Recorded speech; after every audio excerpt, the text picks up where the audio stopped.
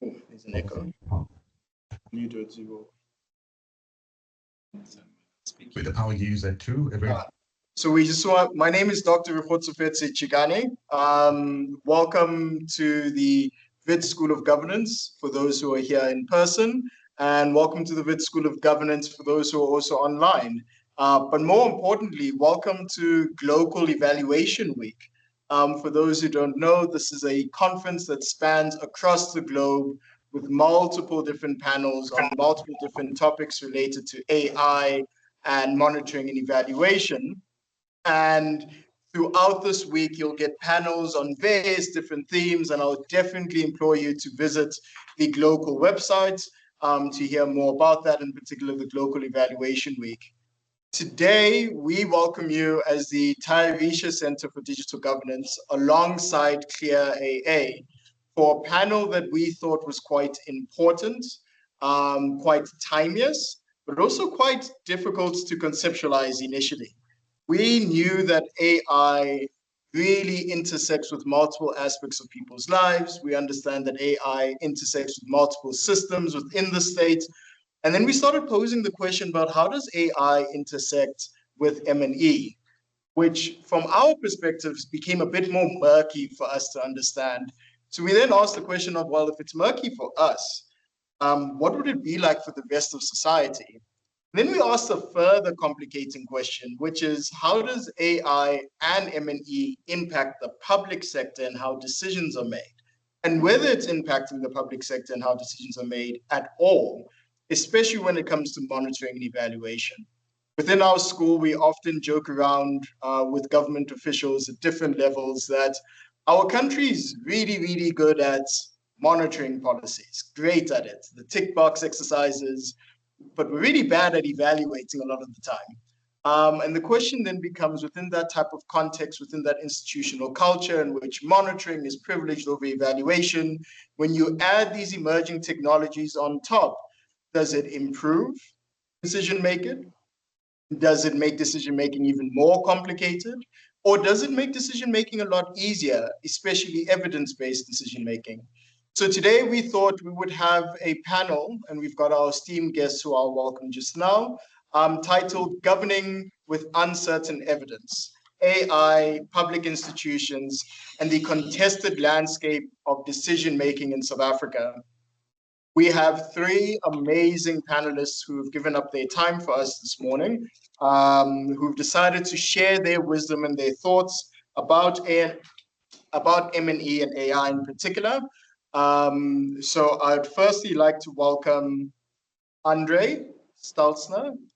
Andre, if you don't mind switching on your camera for a second, just so everyone can see you for a moment. And hopefully, Andre, I've been practicing. Yeah, fantastic. We can see you online. Andre, I hope I've gotten your surname correct. I've been hesitant to say it, but it is Stalzner, correct? Is that? That's correct, but I'll also avoid your Christian name. There we are. So we've got Andre Stalzner, who is the Chief Digital Officer of the City of Cape Town. A very unique position. You don't find many municipalities across the country who have a Chief Digital Officer, but for those who've been tracking the work of the City of Cape Town, especially since COVID-19, there's been an increased usage of data at a scale that many municipalities wouldn't be able to compete with, and we thought we might get some interesting insights from them. We also have in the room Sipho Mtombeni, who is not new to the School of Governance in any particular way, who is the Government Affairs and Public Policy Manager for Google South Africa. We thought it would be really, really important to understand what the private sector thinks about this, the tools, the applications that Google offers towards the public sector or offers to the general public, how AI is influencing decision-making and how AI within the South African context also influences M&E. And then lastly, we also have Jerusha Govender, who's a director and M&E consultant at Palmer Development, who's graciously decided to share her wisdom and experience around what is this thing called AI when it intersects with M&E in particular. And we've got some interesting questions for her. I would also like to apologize on behalf of Richard Gevers from the Digital Services Unit in the President's Office. He desperately wanted to attend the event, but just wasn't able because there was a clash in his schedule.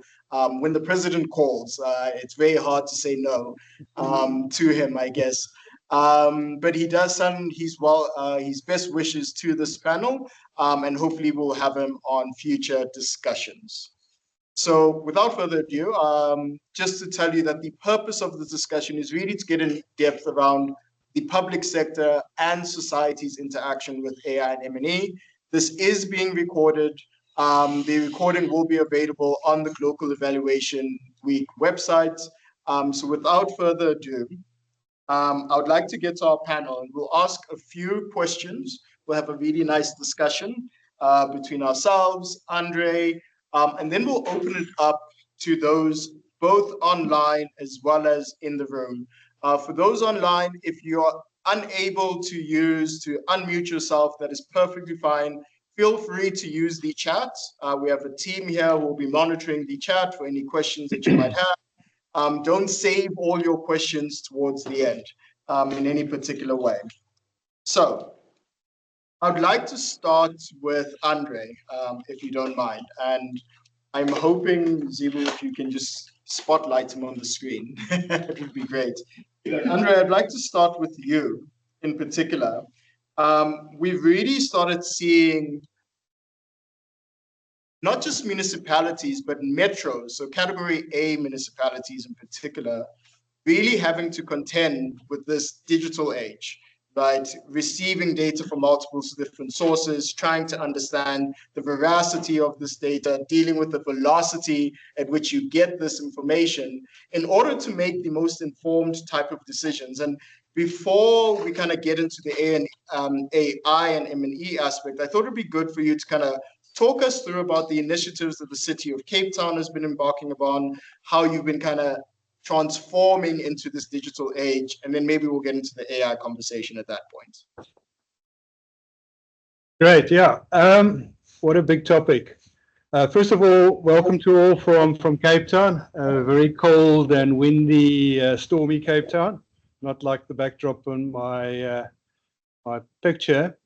But perhaps I just need to start off by positioning this in the sense that it's so real in the city of Cape Town that although I'm the Chief Digital Officer, we also have a Chief Data Officer. So I think that's also very unique in the South African context, that at the highest level within this organization, we've acknowledged that this is such a real issue that we need to drive this with not just something within a technology department, but cross, directorates, with myself sitting in a technology vertical and Hugh Cole, the Chief Data Officer, sitting more in a policy and strategy vertical. So I think that is quite significant in itself, in that to address this challenge, we have created this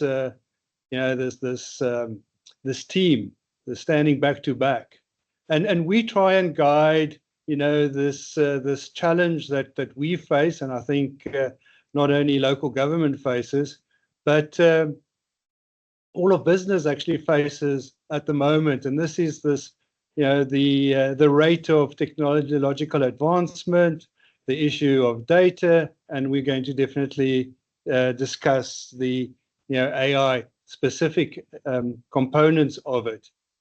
But in the city of Cape Town context, we have a very proud sort of history of using tech and using digital to drive organizational change, and also potentially, it might even be as bold as to say it's the foundation on which the successful city of Cape Town actually resides.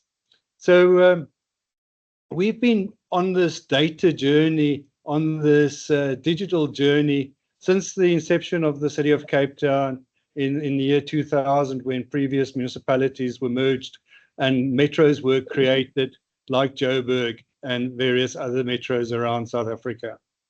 And that journey has taught us a lot.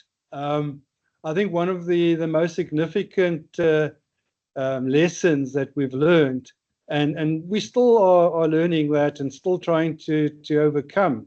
And this is the uncertainty and the lack of quality information on which decisions are based.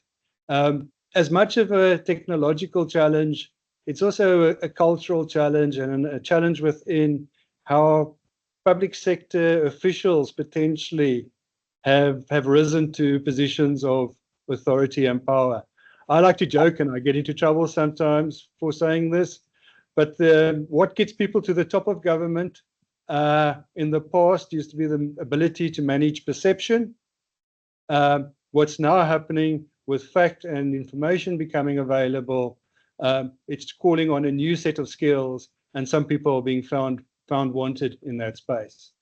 So to go to your back to your question around how we're using tech, and the first question that you posed to me, there are a number of examples that I can sort of call on immediately. Some of them I'll be dipping into the world of our data science team, but and also I think it's fair to say that a lot of this is still work in progress. But practical examples of the use of AI in terms of informing decisions and guiding service delivery. The ones I want to call out perhaps is in the computer vision space, using object detection to manage solid waste and area cleaning. A really interesting project, especially in community cleaning projects, where we are looking to use drone imagery to actually monitor cleanliness especially in the informal areas. We've done some work, and for a number of years now, around estimating population in the city using feature extraction on aerial photography and applying various parameters to that to actually determine population in, again, specifically in the less formal areas. And these are two wonderful examples of AI and also of data informing decision making. Another positive one that I probably want to add, and that's work in progress, is the challenge of service delivery in local government for many people is finding the right person, the demystification, or how do you demystify local government and government, and how do you get to the right service authority to address your concern. So there we're doing quite a lot in terms of city policy and making it available through LLM. But the last example that I perhaps want to raise is one where the danger of information and the danger of AI sort of comes to the fore. And that is, we have a system whereby, irrespective of what type of service you're requesting, it goes through a single portal or channel into our backend ERP system. And be it a penguin being having to be rescued off the beach or a blown down tree, it follows that same route. So we have in excess of 15 years of data of every single type of service request raised with the city. And last time I checked, it was in excess of 15 million data points. And people would say that is really powerful data to now try and understand the business of local government in Cape Town and understand service delivery. But you dig a little bit deeper, and if you applied that data set blindly, you would end up spending all your money in the more affluent areas. You'd spend all your money in the areas where people actually complain. Because looking at the data, it looks like those are the areas in desperate need of services just based on the 15 million data points. And we all know that's not true. So I think that's really my closing comment on how we use data. We look at it carefully and not just blindly, but we are making extensive use of it. And yeah, there are historical examples that I think are well published, like our Day Zero event around water, around the COVID initiatives, and various others. I'm going to leave it there. I don't think that was too much, but No, I made up it was- for Richard as well. I made up for Richard. No, it is completely perfect. I mean, I am going to circle back to you around trying to understand, especially this aspect, former minister, and imagine, former mayor of Joburg, Jeff Makubal, used to always make this comment around this idea that if you call and you know who to talk to on the emergency call line for the city of Johannesburg, you would eventually, if you stay long enough, get to his personal office and talk to him directly. And he said the only people who are able to do that, who sat on the phone, who had the airtime, who were willing and had the time to spend 2 hours, would eventually get to him, but they all lived in the suburbs. And then spoke to this issue around who has access, how you get access, where you get your data from, and where you get your data from informs how you make decisions and who you make decisions for. So we're going to circle back to that because I imagine there's been some unanticipated consequences for this. But I want to go to Sipho now. So Google is a massive player, and I think that's an understatement that I've made at this point. When it comes to compute, when it comes to digital public infrastructure, when it comes to the physical infrastructure of the internet, it is this daily driver in everyone's lives. And when it comes to AI, you see this massive rush by governments in different ways, whether it is there's a need to build data centers, whether it's a need to adopt these different tools. For governments in the public sector to be looking towards the private sector, especially the big players, to adopt their tools, to utilize their tools. And for me, I wonder, and it'd be interesting, and you can go whatever direction you want to go with this, is around, how Google sees the role of AI within the public sector, but more importantly, around how Google understands its tools usage when it comes to M&E. Is it something, are there any accountability principles that you have in place about what government should be, should not be doing, any principles we should be following, but just your general insights, especially around the decision making? Sure. So the interesting part, and I guess let me start at the kind of the very beginning. So Google's mission, which is articulated as this one letter or one sentence, is to organize the world's information and make it universally accessible and useful. Right. So that's a lot of things to unpack within that, but our business is information, right? And making sure that information is accessible for as many people, including governments and public sector institutions, to be able to make the right decisions when they're making decisions. With us, I think our approach is, we think more of ourselves than just as a kind of a hyperscaler vendor provider.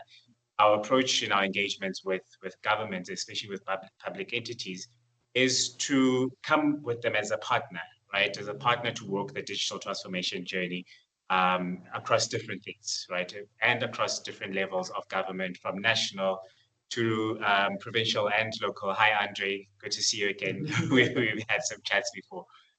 Because really we do follow that type of collaborative approach to how we do business. And Google has been an AI first business since about 2016. And we were one of the first companies in about 2018 to come out with AI principles, right? Principles that guide our work and what we will be doing and applying our knowledge in AI.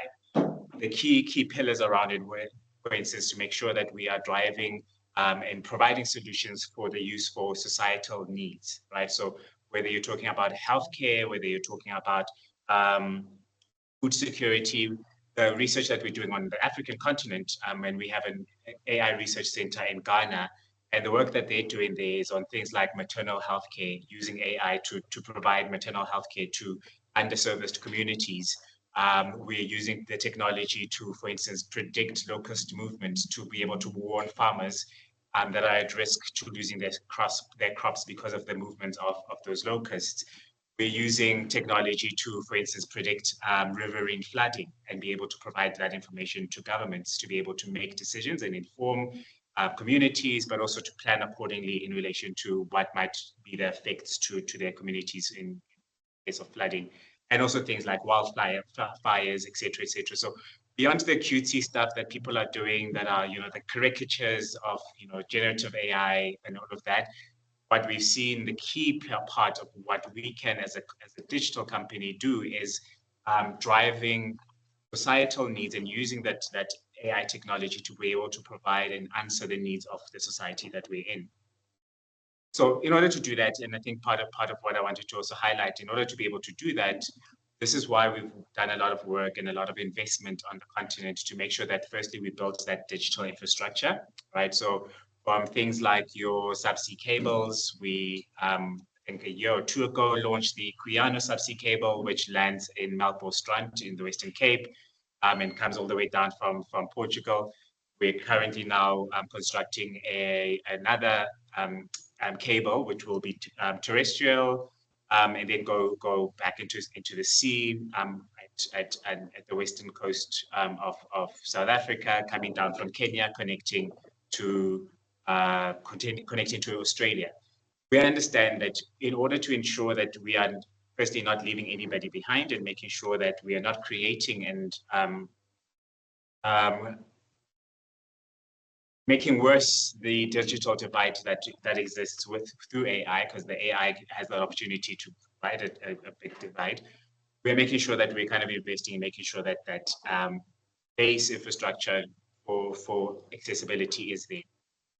Now, with all of this being said and done, I think the big thing that we know and what we always try to advocate for is that AI is great, but it needs to be used responsibly, right?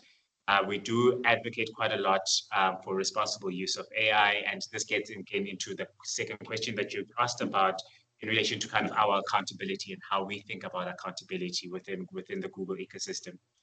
As I mentioned, part of the first things that we did when we started kind of working in AI in 2016 and putting it in our tools was to say we need to put some framework, and this is what the principles were. It was a framework to say, here's what we will do, here's what we will not do, right? So just to kind of guide us in terms of how we are thinking and how we're approaching the use of AI technologies. I know that the main concerns around especially when it comes to M&E now, is that there's very little transparency about how some of the algorithms and AI systems operate and how decisions are then made based on the data and the information and how the algorithmic processes are operational. So we have been quite upfront and quite proactive in releasing things like transparency reports in order to be able to provide information to not just the company within ourselves, but to third parties externally.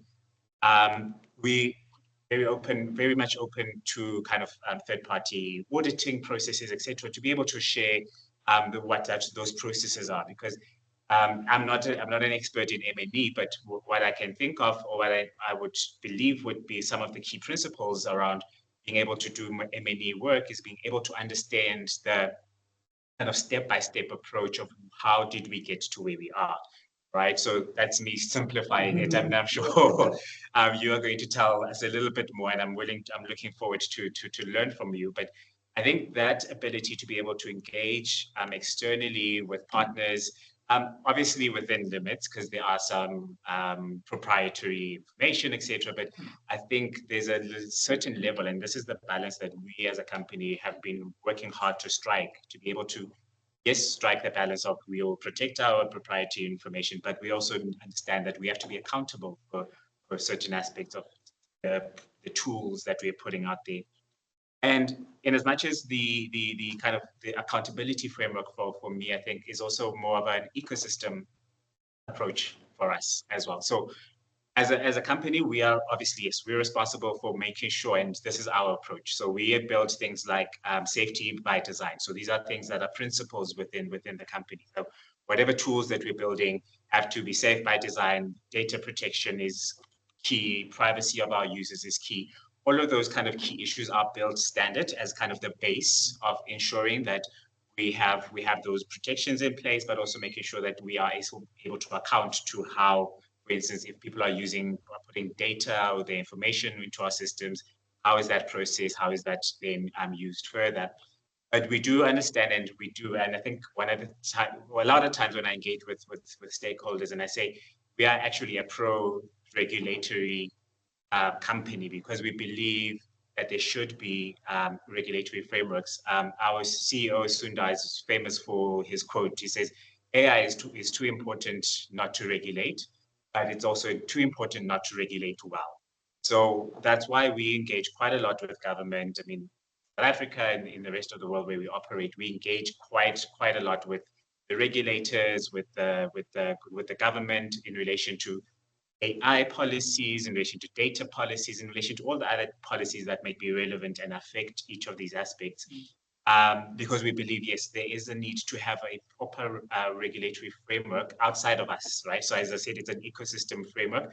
We do our part by designing our tools in a safe manner and making sure we have the relevant transparencies.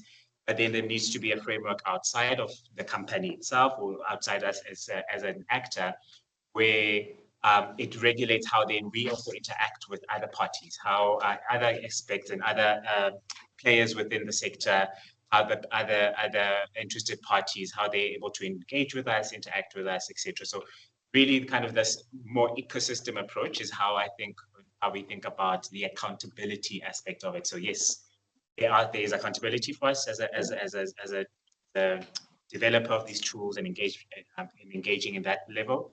But there is a broader, more ecosystem approach, I think, to think about when we're talking accountability.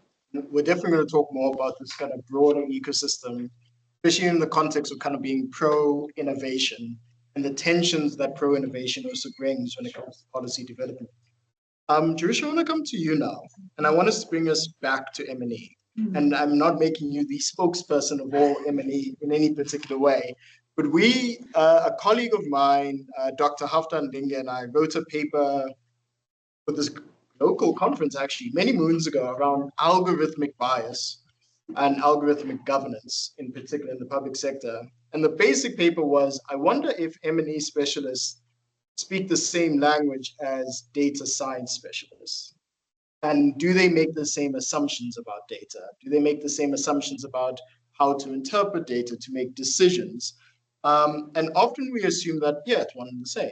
And we came to the conclusion of like, oh no, it's very different. So I'm curious to hear from your side around, and you can talk to us about your interactions with AI systems and your personal work, but how these AI systems really, and the evidence produced by them, how they are acted upon by evaluators, right? Firstly, what happens to the traditional assumptions that a M&E specialist or even just an evaluation specialist, are there assumptions that they have to keep? Are there assumptions that have to go out of the window? For those I've lectured before who might be in the room, I always say, if you don't measure the counterfactual, then what game are you playing at this point? But then when it comes to AI systems, I'll see like, well, we could bulldoze the counterfactual with a ton of data and hopefully we'll hit the right marker. So I'm curious to hear from your side around this interaction between AI systems, traditional assumptions that evaluators make. Has it changed the field? And what do those changes look like? And if not, why not? That's so big. Let me start with just like talking about what is it that evaluators are doing? Because I think that might help then bring it back to what are we potentially doing differently? What are the assumptions that are shifting and how it all comes together? As an evaluator in the pre-AI life, our role was to, in some ways, we are asking, have we done what we intended to do?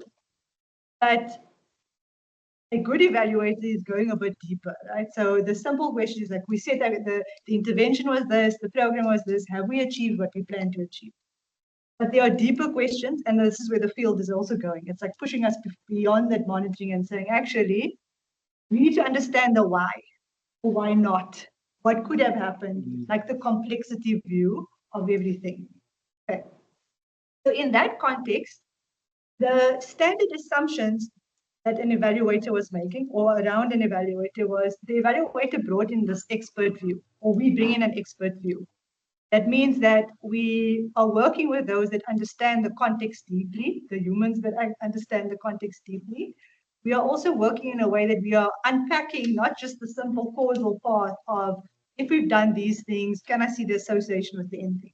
And I think that's often like also the difference with how the data scientist is thinking and how we are thinking. They may be thinking like, what are the variables, the models that can test that causal path, whereas we are like, actually, there is no causal path, it's a mess.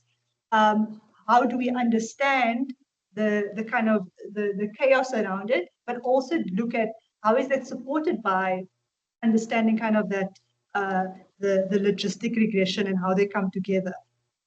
So the assumption, again, back to that, is that as the evaluator, we hold this expert view and we have sound processes and models and theories and frameworks that inform how we're going to evaluate. And those still hold. I think in the AI context now, we are not necessarily, there are parts of those that we are not delegating out to AI. We still, the assumptions around, are we designing an evaluation based on kind of the theory of the intervention? Are we taking into account complexity? Those still apply. But the shift now is that the evaluator, how we do the work, how we are analyzing, how we are collating, how we are interrogating, some of that we are supported by AI. So there are elements of where we've started, there's a little bit of a black box in some cases where some of the assumptions have now been, we are not certain actually what those are, because if I am using AI tools to do the interrogation and the analysis, it's not based on our theory of change completely and what they've designed.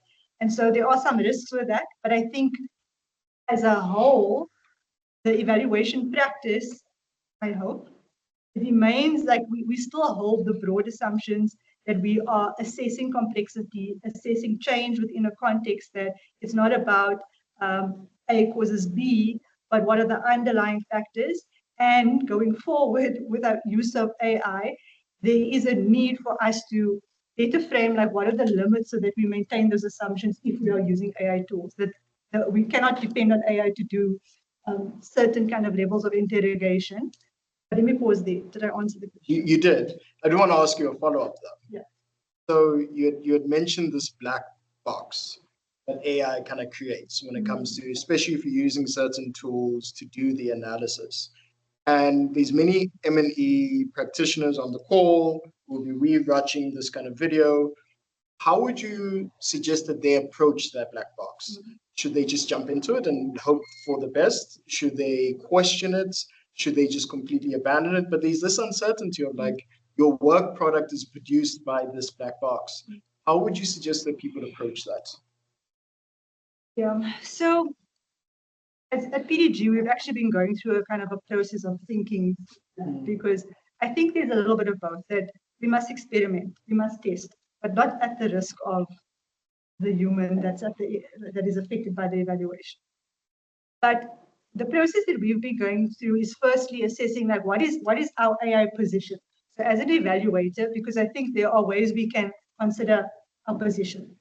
And it also depends on what you're evaluating, because in some contexts, the risk is very different in others. Like if I am evaluating intervention that is for children and has sensitive information, how I use AI tools, I'm going to think about it very differently to another intervention that might be kind of rapid evaluation of a review process. So first, what is your position as an organization and within an evaluation? And so we've looked at, are we completely AI averse? Are we AI enabled? Or are we like AI first? That we are positioned where we are going fast forward with AI on everything. And based on that, there must be your own kind of internal or individual governance, your kind of, what is your guardrails? So and it's going to be different on each instance, because if we're like, for this, we need to be AI averse, it's a very different set of guardrails around what kind of data are you going to be inputting into your AI tool? What kinds of analysis can you use versus I'm AI first, I know that I'm completely, the guardrails are limited, anonymization, whatever, is treated differently. So I would recommend that it's first identifying what's your positioning as an organization and per evaluation, and then establishing what are those set of guardrails for what data you're using, how you're protecting the data, what AI tools you can and cannot use, how you are using it, because I think in some ways we also don't really know like how do I securely use ChatGPT? Small things like am I using the free version versus not? Am I turning on training versus not? I think it's like documenting as an evaluator what are my limits, and what will ensure that I'm using AI in an ethical manner, but also where am I using AI, because we could be using it across the data value chain and evaluation process, or we like actually we are restricting it here. And I think that needs to be very clear and documented, because often as evaluators, we are working as a team. We're working with many people. And so there needs to be almost like an instruction of this is how, this is how we are. No, I love that. So many other follow-up questions there, but I want to, Andre, I want to come back to you, because Jerusha used this term, which I quite liked, around this notion of guardrails. Now, there's a policy in South Africa, I'm going to get this acronym wrong, so someone must correct me. I think it's PIA, but it's the Promotion of Public Access to Information. Essentially, if you want to know something what government is doing, technically you could ask them. And you make your application, and government is supposed to then tell you very transparently, this is what we did, this is how we came to our decision. Now, within the city of Cape Town, now you talked about one tool that monitors population growth within the city, or at least estimating population size within the city. And immediately I started thinking about the most nefarious things that could come out of such a system. And it begs this question of, if the state is embarking around the usage of AI systems, AI tools, agentic systems, what is firstly, the evaluative rigor of the outcomes of these systems, right? So if you don't know what went in completely into the decision making, how do you then assess how do you then figure out the vigorousness of the evaluation? That English tripped me up. And then the second aspect is around public accountability. So if something goes wrong, who do you blame? Because it could be quite easy for the system to say, how bad, it was the AI system that we deployed. Who gets held accountable when it is uncertain what information came in and how that information was processed to make a decision?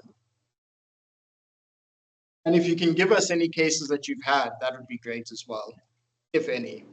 Yeah.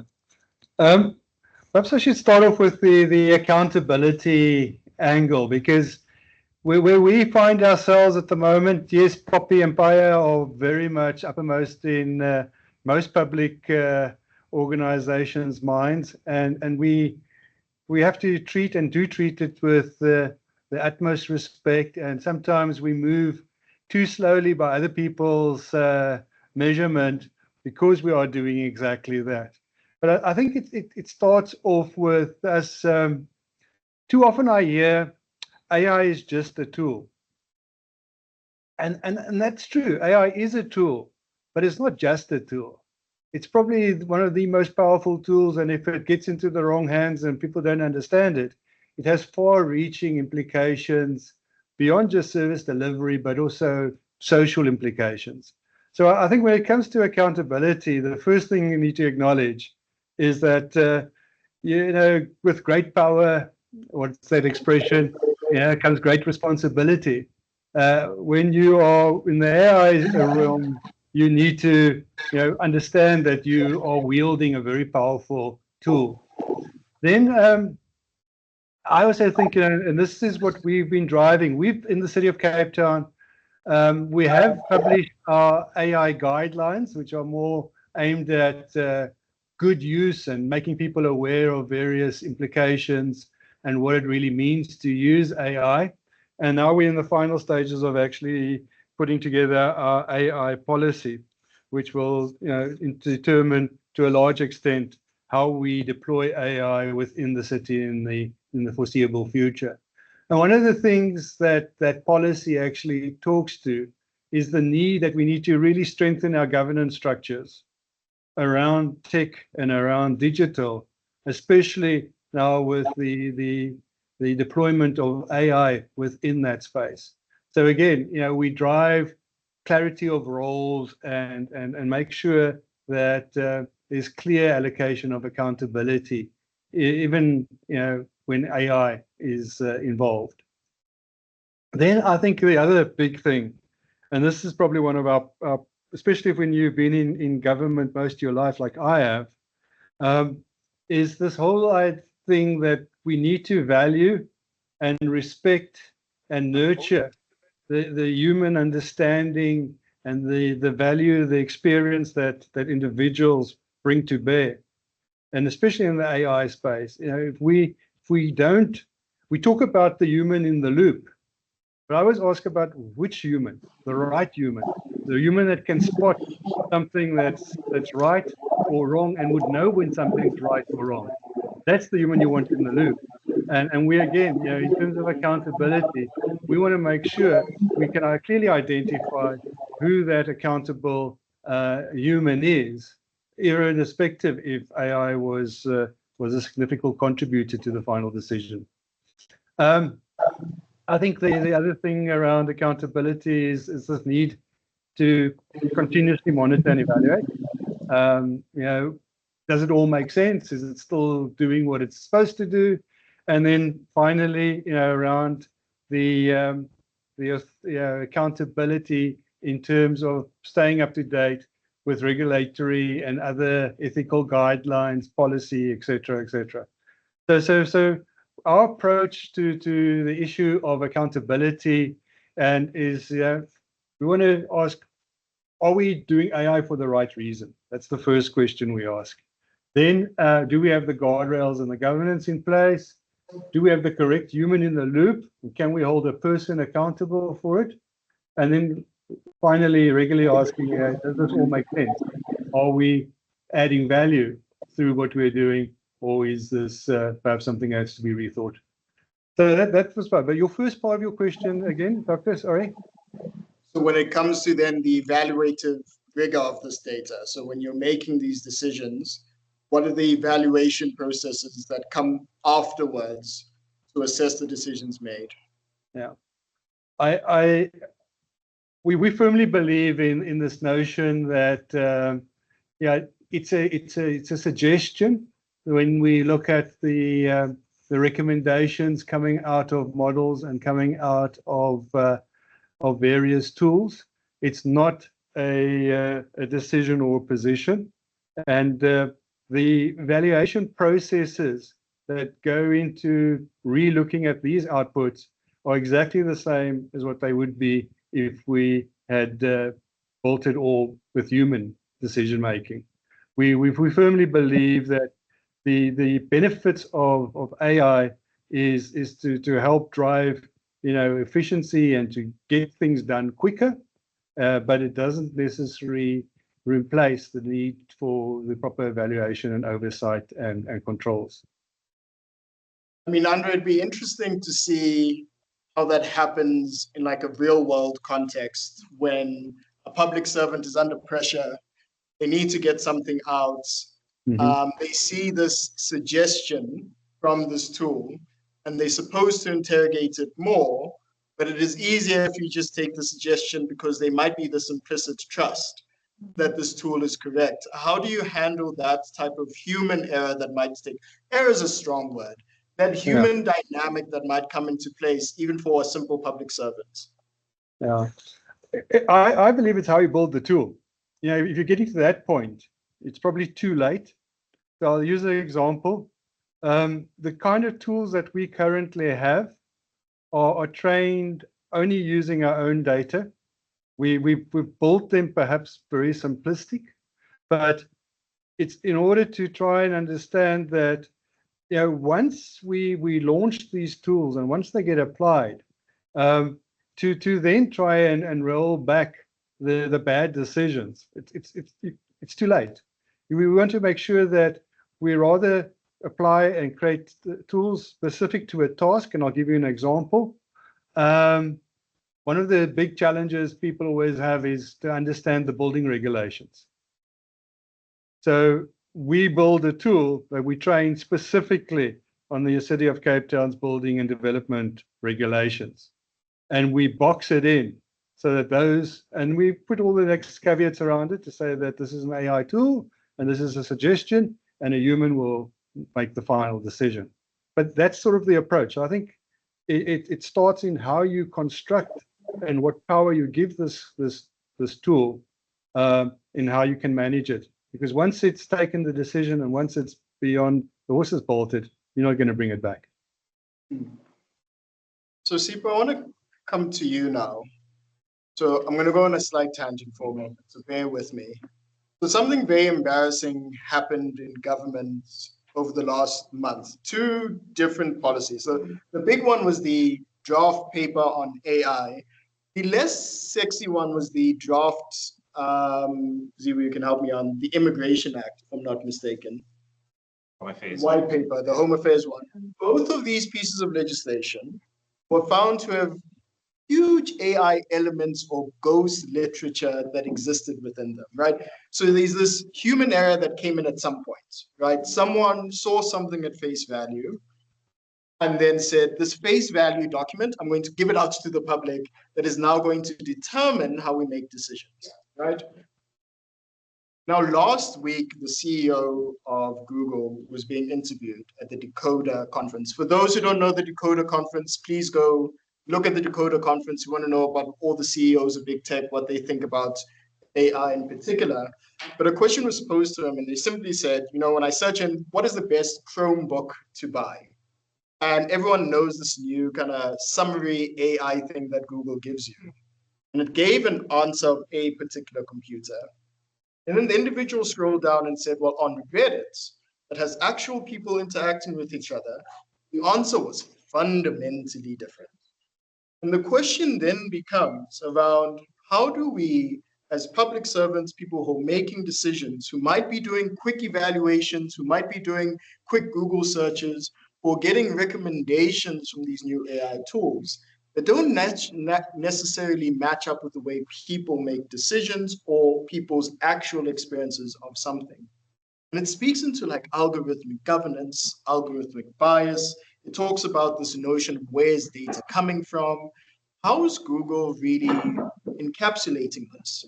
I know you had said there's these guardrails and AI principles, but beyond that, the actual everyday experience, how do you govern these tools? What is the advice that public servants should have when, you know, typing in, how do I do something?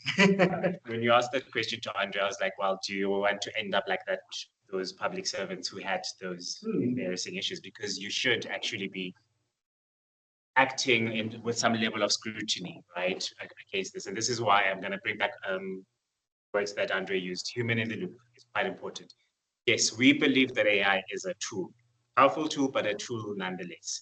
So one of the things that we also advocate for is that you cannot take any answer on face value. Do not, absolutely not. Even internally as Googlers, that's what they call us. Even internally as Googlers, in as much as we're encouraged to use the tools and engage with them, you're always encouraged to also scrutinize the answer, make sure that you are happy with the answer. I always ask a lot of friends and family members, anybody who's like using Gemini and whatnot, did you ever click on the button that says, show me the thinking? Nobody even knew that it was there, right? Because it's meant to, again, be part of that transparency process of demonstrating to you how the algorithm went through its thought process and how it got to the answer that it's giving you. Nobody actually does that, right? And this is kind of where you need the right human, as Andre say, in the loop to be able to scrutinize the outputs of these systems. In relation to things like the algorithmic bias and stuff, I mean, this is something that we have to proactively work to counter, right? Because otherwise you're going to have some of the historical inequalities showing up in the technology, right? Where you are seeing data of people in the suburbs versus those who are not in the suburbs. So you have to make and take active and proactive steps to be able to outbuild or take out that bias that could exist. And unfortunately, it doesn't take John, who's sitting in San Francisco, to do that, right? So I always call this John guy who's developing tools for Google. He's sitting in San Francisco. He doesn't know what the issues are in South Africa, right? It's not going to take him to make sure that I'm represented in the tools or that the algorithm doesn't bias me, right? It takes me. And what we as Google do generally is we partner locally with local partners who've got the local context. right? So for instance, when you think about more cultural or nuanced places like Africa, like South Africa, it's not going to be John who's going to be making sure that the algorithm understands those nuances and those contexts. It's going to take us. So this is why you'll see a lot of times that Google partners locally or on the continent with other partners. We've done some work with Lelapa AI, we've done work with Ali AI, we've done work with Masakani, just on languages, for instance. That is just make sure that we are covering linguistic aspects of our tools and our systems. Earlier this year, we then published some work that we did with a number of universities on the continent to put, I think, about 20 to 30 odd African languages. We've opened a data. We firstly worked with them to collect the data sets of African languages, and we've now made it an open data set that's available for further development within the continent. Again, this is making sure that African data and African information is in the system, it's online, it can be consumed by these systems, and it can be taken into account. So it really has taken that kind of more proactive action for us to be able to address and try to deal with the issues around the biases and stuff that we could engage with. And when you think from a governance point of view, so beyond the kind of the rules, the guardrails that we have, so the principle that I spoke to that we as a company have for ourselves, again, this is why I said it's an ecosystem approach for us where you need to be able to have great data governance frameworks in place, right? So we've got we've talked about Paya, we've got Copia, we've got other frameworks that are in place. But generally for us, we do believe that a risk-based approach to governance is what's necessary, right? So if we're talking about generative AI, that's just going to create a caricature of myself. I'm less concerned about that. But where now I'm talking about AI systems that's making decisions and doing monitoring and evaluation when it comes to public service delivery, when it comes, I think you talked about children, for instance, when it comes to vulnerable groups, the risks are different, right?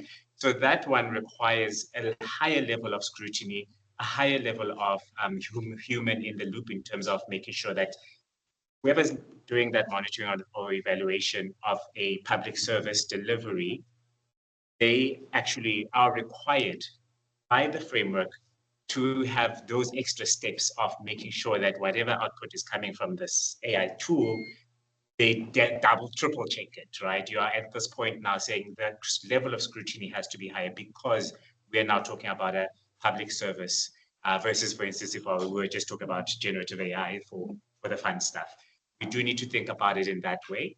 Because I do think, again, you still want to maintain a pro-innovative type of approach to it. And that kind of pro-innovative approach says, let's be hard where we need to be hard, but let's let innovation innovate, right? There are things that we can allow for an iterative approach. We might get it wrong. The generative tools, when you ask it to do a picture of a South African getting married, it might show you a hut, show you somebody in the village, and you're like, okay, right? And I'm like, cool, fine, let's address that. We do have to address that because it's biasing based on whatever data and information that it's got. But now if I'm talking about something else that's now City of Cape Town is thinking about wildfires, a system like that, I'm saying I need more scrutiny on that. And whoever is going to be that human who's standing, so firstly, I need a framework in place to say, yes, you can use the tool, but you need a human and you need a proper human, correct human as Andre is used. And these are the things, this kind of, can go as far as to say, these are the steps that you need to go through to be able to verify and make sure that you've evaluated what this tool has done, because at this point, the risk is higher. Yeah. So I wanna push everyone in the room a bit. So I'm gonna ask a follow-up question here. Got my mind spinning a bit. So I'm gonna frame this in this question of like pro-innovation as well as the safety. It's a false dichotomy, but let's kind of frame it that way. Let's say in a local government context or any government context, they say, in order to protect data in one way or another, to ensure that we avoid as much algorithmic bias coming from outside of the world. Whatever LLM that we're designing, let's use an LLM, will only have data or utilize data that we know, that we understand, that we've developed, as Andrea said, right? Now, as soon as you partner up with Google, and let's take these languages, right? So we use different languages. The way an LLM works, at least my understanding, is that it doesn't, you can't just say you can only pick that particular data. Otherwise, it breaks the way an LLM is supposed to function, right? That it is based on a massive array of data that you can draw inference from, right? So the innovation says that approach where you can draw from as much as possible, right, is a lot more innovative than an in-house LLM that is protected. Now, how does Google then come into that space when it comes to regulation? Right, this age-old thing, or do you say, open up your books, come onto our system? We will protect you on your behalf. Don't worry about it, we've got your back. Versus the state who can say, maybe we don't trust you completely, and maybe we just want to hold this onto ourselves. What has been your experience of that type of debate, without getting to like data sovereignty and all that? I was going to say, without getting into into sovereignty. But this notion, it's really about trust. Yeah. This idea of who sets the guardrails, why they set that way. Yeah. Because that informs about who gets held accountable if things go wrong. Because no matter what the president says, there's no way that Cyril Ramaphosa can go to the Google CEO and say, you must come to our courtroom, you need to hold your accountable. Yeah. I mean, and this is, I think, a different approach that we have, right? So when I started at the beginning, I said our approach as Google is we're more than just a vendor that's just trying to sell on our product and move on. We've in fact built systems where we are able to give governments access to a kind of an air-gapped access to our services where they can use it. Ring fence their data. Only they have control of the data. We have no oversight. We are not able to engage with it. That's kind of just how we built our trust system, our trust into our systems, because that's one of the things that we've understood, right? So when we're thinking about data sovereignty, AI sovereignty, we are working with a lot of governments across the world to provide them that. What we've demonstrated to them is that AI sovereignty or data sovereignty is not an issue of residency. Right? It is about how that data is kept protected and kept kind of ring-fenced away from other movement, right?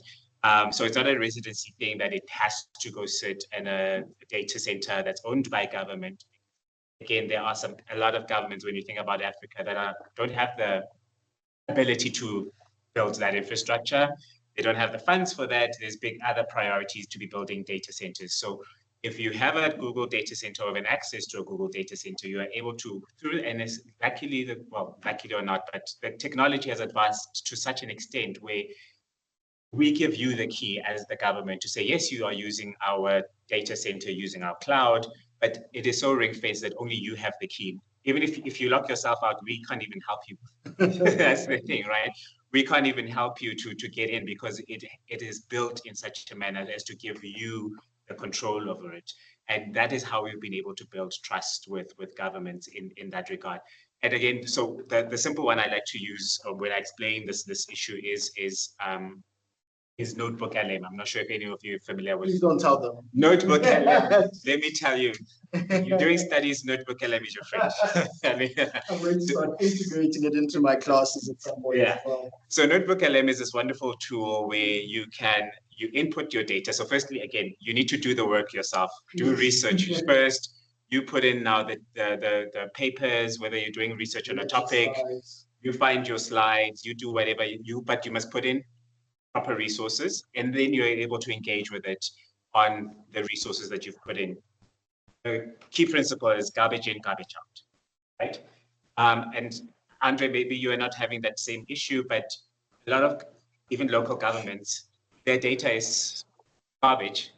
And even when they try to build like a system for themselves that is going to supposed to give them insights and help them through some of their monitoring and evaluation work, etc., they actually go back, regress, because the data is completely unusable or is in such a manner that they're not able to do so. So again, it's a principle of, again, it takes some work, so it takes some engagement. I also wanted to answer a different point that you raised. So there's a change management thing that we need to do for government and officials, right? So officials require that understanding that this is not a tool I can just trust. I do need to have some scrutiny to it. Government, as we're engaging with, is how do I build data systems that are going to be able to be then functional with the algorithms and give me the outputs that I want? Because even if you try to mitigate and not have it access to the internet, and you're thinking you've ring-fenced it to yourself because of your data for years and years, right? So people are now thinking about what are we doing with those Metrofile rooms that we had with all of the stuff that we've been keeping for years and years. How do we now bring that into the fold? How do we make our data accessible to the systems? So there's a lot of steps that need to get us to the point where we can, I wouldn't even say freely use the tools, but there's a bit of a kind of change management that needs to happen to get us to the point where we can coexist, where the humans are working with the tools, but working with them with the relevant guardrails in place, with the relevant governance structures in place, and also understanding what are those, the whys, where, how, when to trust it, when to use it. There's a recent PhD paper I read, which is quite interesting, and it's about nobody asks the when question. When to use AI tools. It's not a given that we must just be accessible, but there's a when. I also need to be able to get myself as a user, similarly to any government official, they need to get to that understanding as to the how, what, when, for the tool that they have access to. I mean, that when is, I mean, I want to read that paper as well now. But that when question is really important. And Jerusha, I want to come to you, not necessarily on the when, but within our school, one of our streams, this is me advertising our school for a moment. I hope clear and local don't mind. Within our school, we've traditionally had a stream on monitoring and evaluation for our master's students that are soon going to become its own fully fledged master's program. So please sign up, all that jazz. But within that, what would you suggest for someone who wants to become an M&E practitioner? What would be the evaluative frameworks that you would suggest that they utilize within this AI environment, in this AI world? You talked about within Palmer, you started thinking about your theory of change, like when do you use AI, at what points? So what are the evaluative frameworks that you would use? And then from a public policy perspective, right, how do you think public institutions, right, could ensure and ensure is a strong word here, but how do public institutions ensure that AI adoption or innovation related to AI doesn't outpace democratic accountability? How do we strike that balance? So starting with the frameworks for evaluators, I don't think there is any existing framework that is adequately guiding us around the how and. There are, however, evaluation frameworks that are based on like evaluation theory. So, and that kind of in the field is shifting quite a bit. So there are made in Africa evaluation frameworks. There's also a regenerative evaluation, which is guiding how we should evaluate. So I think there's an opportunity rather that those frameworks are better integrating, like, so if we are integrating African indigenous knowledge, where are the opportunities and appropriate use cases for AI? Because the existing frameworks don't sufficiently, like a standard evaluator can pick up an evaluation framework, but there's not one that tells me this is kind of how you should and shouldn't use AI in evaluation. There are guides around responsible data governance. So I think like the frameworks on the kind of periphery around data, those are useful. So there are various frameworks, and I know Moltech produced the good framework on responsible data governance in M&E, which addresses some elements of AI. But yeah, I think that as a start, M&E, or we should be sharing the existing frameworks about evaluation, because our work must be rooted in that. And all of them are still guide us into how do you use mixed methods, but how do you center people?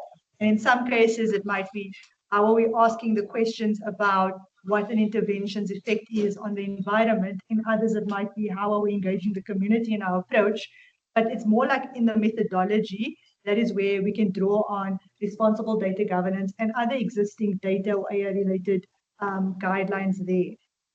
I do think it's a gap, and I think it's kind of a space in evaluation. There's also the DPME has a national evaluation policy framework, which introduces and also kind of positions AI as valuable in certain contexts, but it doesn't give us the how and the when. It's just that we acknowledge its relevance, and public sector evaluations should attempt to integrate digital and data innovation, but the exact what must happen, what cannot happen isn't yet explicitly documented. Yes, so that's on the frameworks. Yeah. And then in terms of what should public institutions do so that we Innovations don't outpace Yes. democratic accountability. Yeah, so I think the keyword the keywords guardrails governance is like a start. I feel like that's like it's the minimum. We need to like set the boundaries, but I do appreciate the point. It's like around still enabling innovation, that there needs to be like and as a start in evaluation, I feel like DPME should be driving that aspect because we are led by the National Evaluation Policy Framework, and in evaluation specifically, that our focus is there. Then that framework should better integrate. What are the governance requirements in terms of AI? And it might mean things like being articulate around what the limits are in terms of reference. When an evaluation terms of reference is published, that's where we should be seeing what are the parameters. In the proposal we are submitting, in the scoring criteria, because all of these evaluations are usually, they will be tendered for, and those are the practical applications of like where a public institution should be guiding us on what is and shouldn't happen. And I think that will mitigate the risk while still innovating. There was another element that point that I had on this. I don't want to do that. Sorry, I'm thinking mess. But my point is here.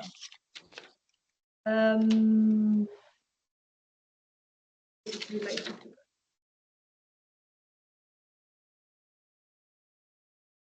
Yeah, the human accountability element. So I think it's again goes back to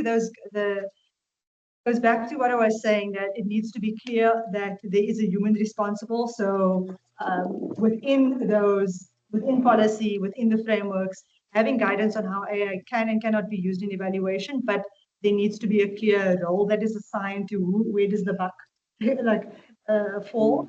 And yeah, that independent, something I've been thinking about is the role of having an independent kind of evaluation committee or something. So because it's almost just assumed that AI is integrated in our evaluation work at some point. Either it is the evaluator's responsibility to ensure that you've assigned an external who is going to be doing kind of that sense check for you, or that is at minimum a requirement, the same way you might have a subject matter expert or external review panel, that those become part of the requirements for public sector evaluation. Perfect. Well, thank you for that.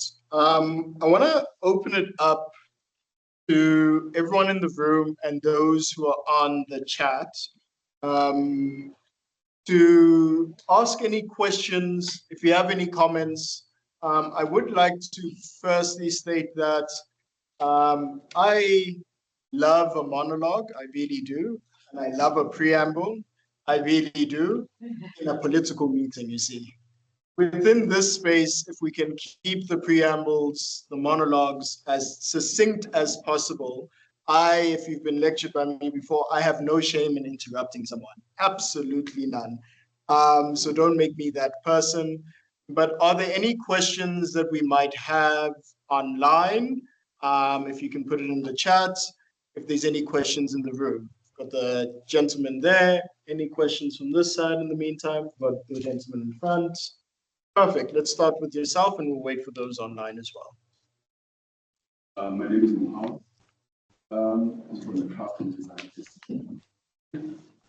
Some of the points was by of who's then becomes the sole custodian.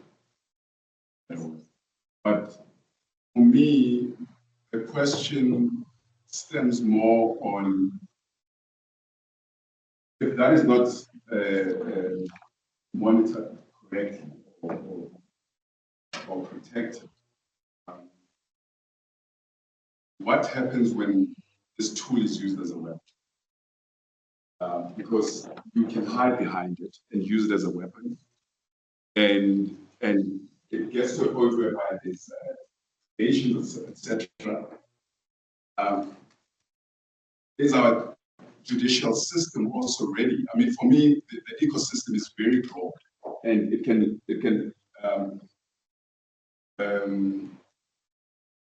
expose a lot of expose us to a lot of other potential challenges. So yeah, for me, I think I'm echoing, but also I'm just adding the weaponization, because now there's a lack of accountability, which could be a human being. Right? And if I just add on to that, a good example of weaponization is deepfakes, for instance. Chatbot, exactly. That there's no legislation that really governs that in any particular way. So when something goes wrong, you use outdated legislation that doesn't really understand who should be held responsible for these things. Going back to democratic, for instance, we go to elections. Yeah. They have a big impact. Exactly. Yeah. I just want to say thank you. It's been pretty engaging. I guess my question comes more of a place of ignorance in a way, because I'm not by any means an M&E specialist. So I kind of just wanted to know more about, like you spoke about the frameworks and the various policies or tools that exist to form the actual M&E process, right? Do those frameworks, are they capable of adapting in real time to AI? Because like 2023, generative AI was a trend. Now it's currently agentic AI. All frontier AI devs are pushing towards agentic AI. Are those frameworks able to adapt, say, like, let's say next week, let's not deal with philosophical questions around it, but we somehow come up with digital sentience. Are those frameworks able to adapt to that level of innovation and in short enough of a time? So we've got two questions. One around kind of this notion of democratic accountability, how we hold people accountable. And a second question around, I like using the phrase of today's the worst the technology will ever be. How do you govern in that type of space at all? So Andre, I would like for you to try and give it your first shot. Feel free to choose one or both questions. But if you could also keep it succinct, I want to see if we can get another round in as well. Yeah, I'll take the first. I'll take the first, or try and take the first question. And this is really fundamental to how we need to look at this capability. And in my mind, and what we're trying to do in the city is not even open the door where there is any vagueness or perception that accountability lies somewhere else. In both our policy and our guidelines, we make it very, very clear that the individual remains accountable and is always accountable, and that the use of the tool is at their discretion, and they need to apply the necessary responsibility and oversight in how they deploy it.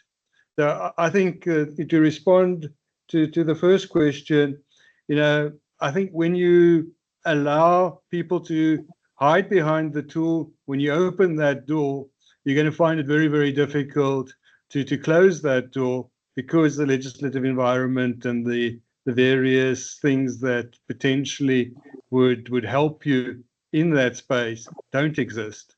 And for that reason, we're trying to make it very clear up front. You remain accountable.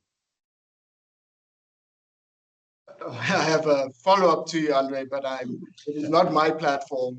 Because accountability it assumes that there's some sort of enforcement to hold someone accountable. Right, so let's take Popia, for instance. The accountability mechanism there is the information regulator. But if the information regulator is not giving any funds or the ability to do their job of enforcement, I mean, has anyone ever been visited by the information regulator to check if your phone does not have people's information it shouldn't have? Right, so this notion of accountability, how do you manage that type of space where if there isn't strong enforcement, how do you then hold people accountable? Yeah, my response to that is we fire people for breaching POPIA in the city of Cape Town.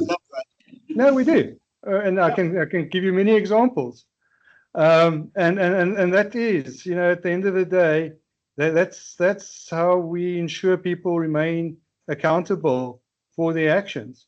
And we haven't had an AI case yet because our AI tools are pretty limited. But I wouldn't be surprised if you know, somebody is found to breach some condition of service or some you know, policy through using AI, and then the necessary processes of holding people accountable will be imposed. Thanks for that, Andre. Appreciate it.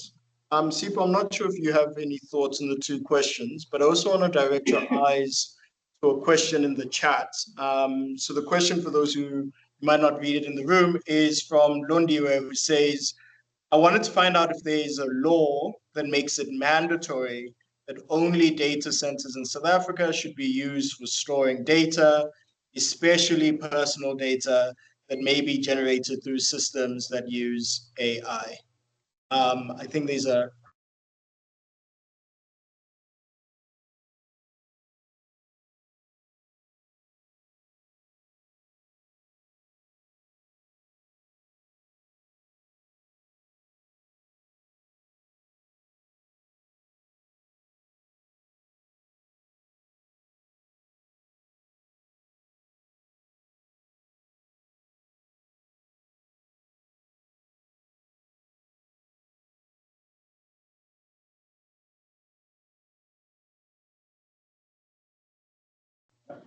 Londiwe couldn't hear us. Sorry, Londiwe, I muted myself by mistake. So, Sipho, go ahead. So yes, Londiwe, there's relevant policies to look at, which is the cloud and data policy, and also POPIA would be relevant, which talks to how personal information is processed. We as data processors need to comply with certain rules within POPIA and also within the data and cloud policy, which also talks about how we process that data. It's not specific to AI, but obviously would be applicable to AI systems as well. I guess your concern is that you are thinking that data that people in South Africa are putting into AI systems should be kept. Yeah, I don't think that restriction is up until to that level, and fortunately not. Fortunately or unfortunately not. But also, I think it's also the nature of the systems themselves. They're not built and housed in South Africa. So by default, when you are going into ChatGPT or Claude or whichever one you're using, you are putting your data outside South Africa. Just for context, don't quote me on this. I think the only data that has to be stored is data generated by the state in particular. So certain classes of data which the state holds, that must definitely be held within South Africa. But that's the only kind of protected category of data. The only protection that you might have as an individual user or as a citizen is kind of trying to see that they're compliant and compliant with POPIA in terms of the processing of your personal data.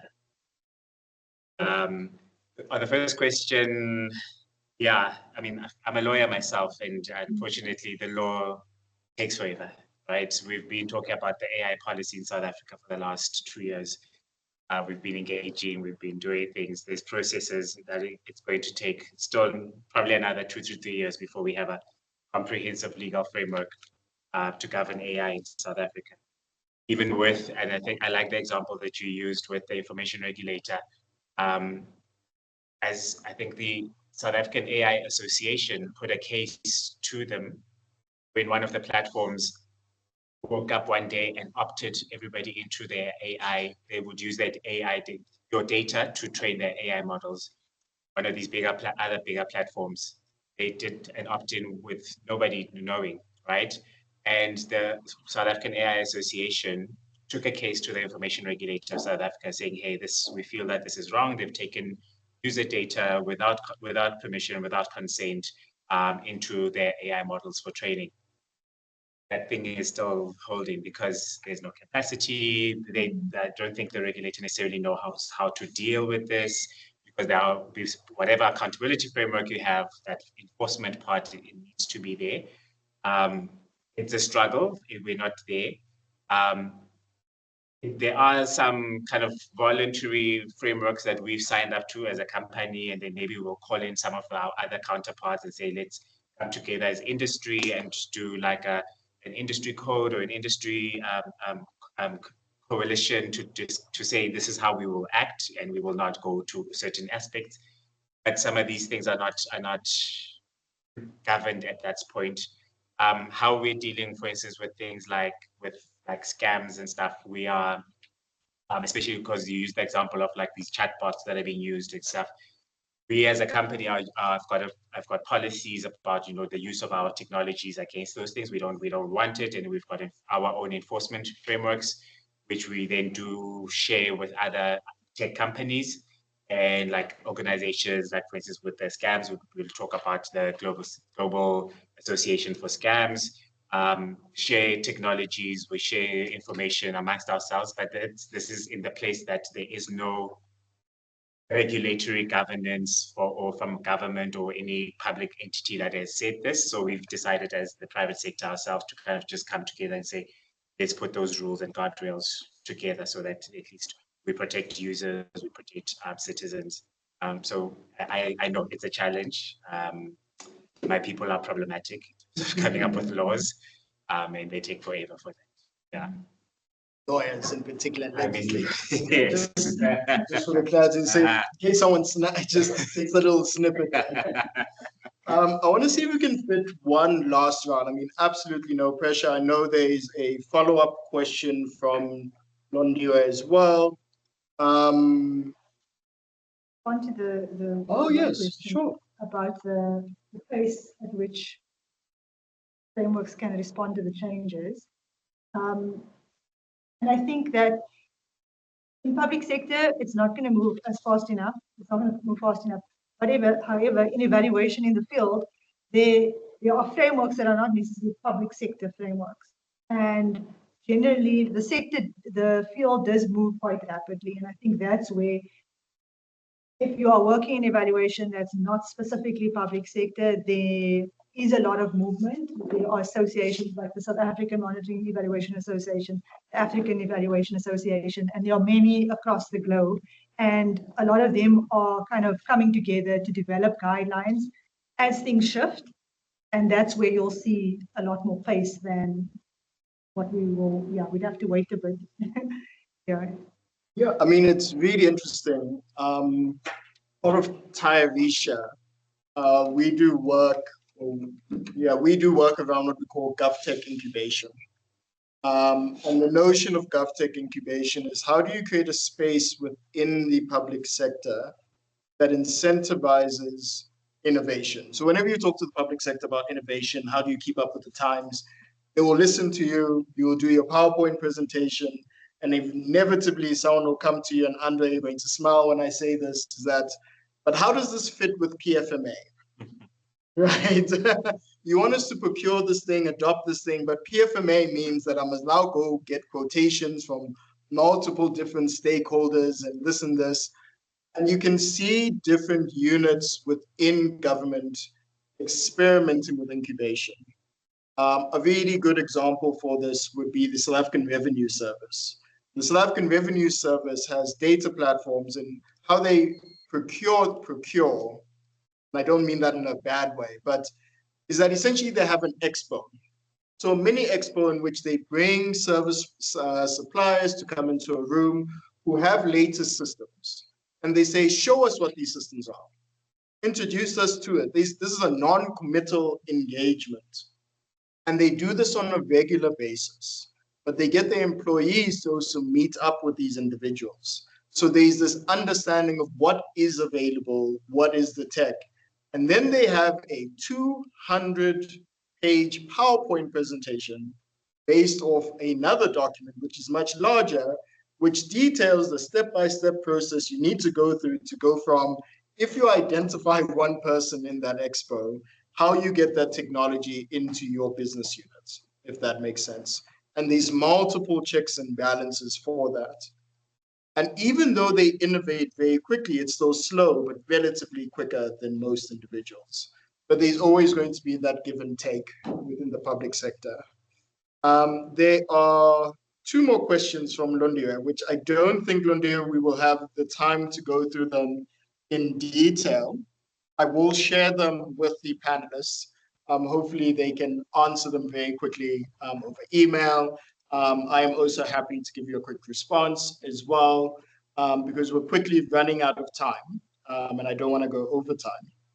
So I want to just say thank you to the panelists. All three of you have been fantastic. I hope it was as fun for you as it was for me. You're always welcome to come back to Tairisha and the Wits School of Governance. As Tairisha in particular, we will be having a series of dialogues on multiple different topics throughout the course of the year.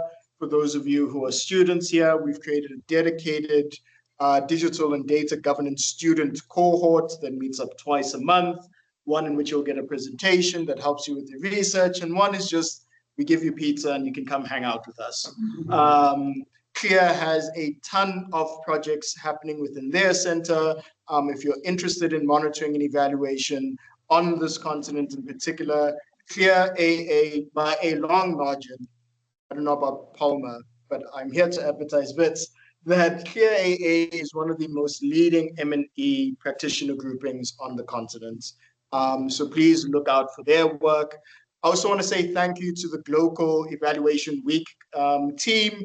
They are, as I said, if you go through their websites, there's still 2 more days of events, if I'm not mistaken. There are various different panels that are taking place on tons of different topics that are all vastly interesting. So please, once again, go onto their website. I would like to thank the team that brought this together, Talitha, Mane, Kamantha, Zibusiso, who've been working tirelessly in the background to kind of bring this all together. And most importantly, thank you to all those who attended. It is deeply appreciated. Doing hybrid is always a bit of a gamble because as soon as people see online, they just say we'll come online. But it is great to see those still coming in person. We'll have more of these as time goes on. Again, thank you to the panelists, and I wish you all a very good afternoon. Thank you so much. Thank you all.